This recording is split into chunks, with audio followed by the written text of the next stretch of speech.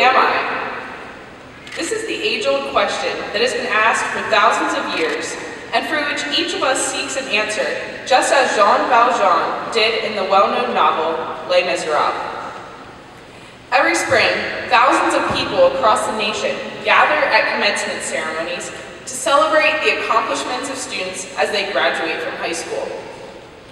Many of these commencements feature speeches that focus on topics such as the importance of going into the world and finding yourself.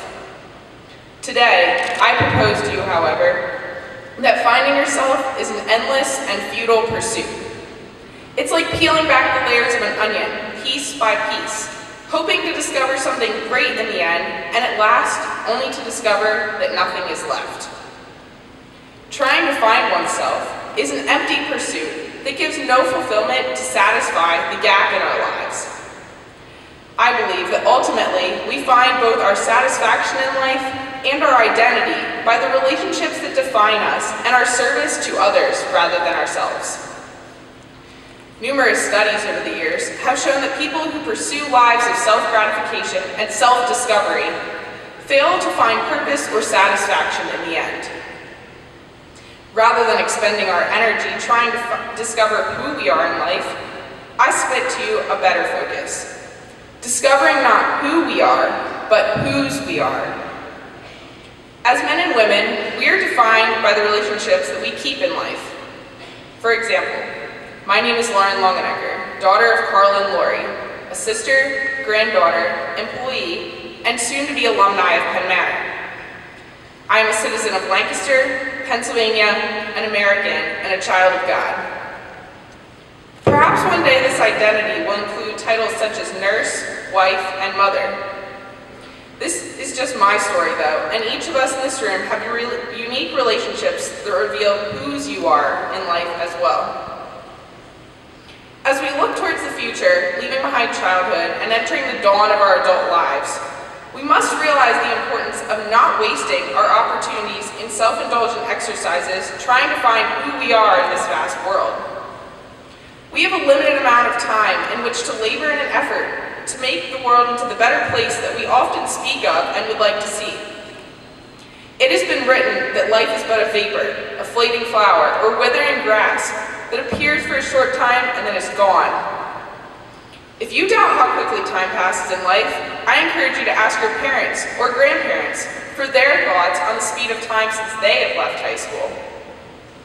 The reality is that we really do not have that much time, and we cannot afford to waste it.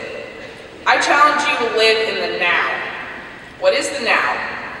It is both the present and a philosophy of life that says we will have no opportunity wasted. We have but one life to live on this earth, one shot at changing the world into the one we would like to see.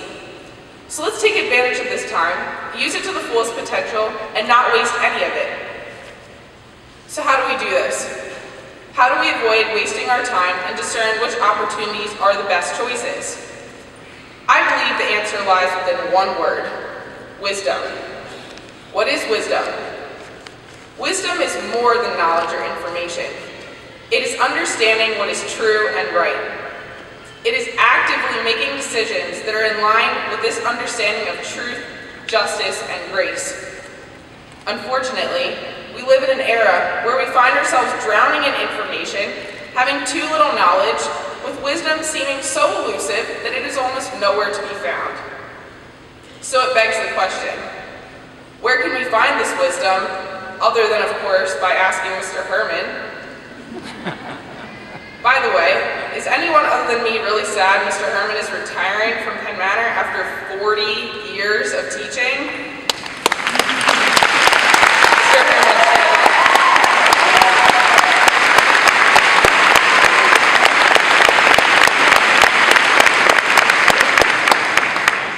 Mr. Herman, you will truly be missed. I believe that wisdom is all around us. We just need to take advantage of it. I think we need to realize that we may not have all the answers in life. We need to seek the riches of the seasoned experience that our parents, grandparents, teachers, and others who have been on life's journey far longer than us have. Do not be afraid to seek wise and experienced counsel and find a mentor.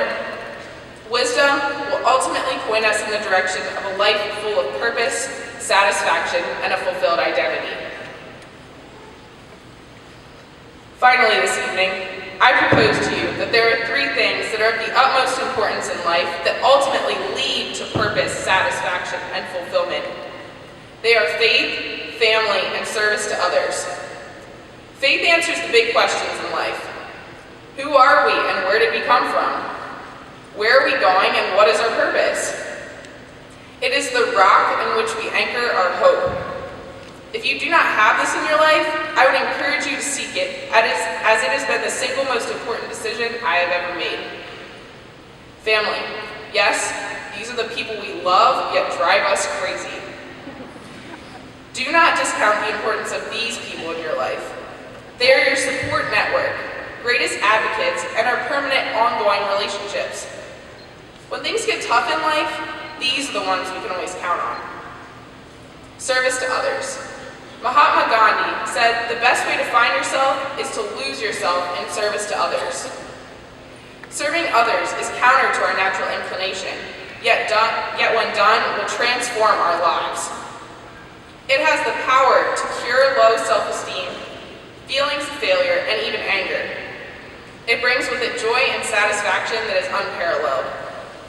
I challenge you to look around your community for opportunities, as they are numerous. And I promise you that you will gain more than you give. My fellow classmates, I am here today to encourage you to find purpose, satisfaction, fulfillment, and ultimately your identity in life.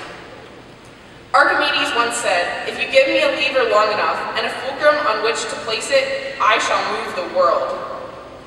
I suggest to you that Archimedes' lever is our service to others, and his fulcrum or support point represents the essence of our identity, firm in faith, family, and the foundation of whose we are. Class of 2014, when we put these 2 things together, we really can move the world.